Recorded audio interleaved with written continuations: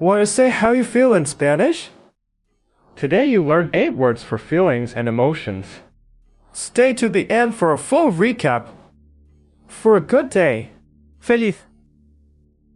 It means happy. Estoy muy feliz hoy. For a rough day. Triste. It means sad. Se siente triste a veces. After a long day. Cansado. It means tired. Estoy muy cansado. When you're upset. Enojado. It means angry. No estés enojado conmigo. Before a big moment. Nervioso. It means nervous. Estoy nervioso por el examen. Nice and calm.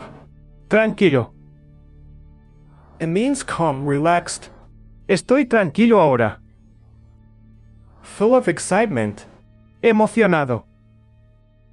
It means excited. Estoy emocionado por el viaje. A little afraid. Asustado. It means scared. El niño está asustado. Let's recap the 8 feeling words from today. Feliz, triste, cansado, enojado, nervioso, tranquilo, emocionado, asustado. Subscribe for a Spanish lesson every day. Next video, how to ask how someone feels in Spanish.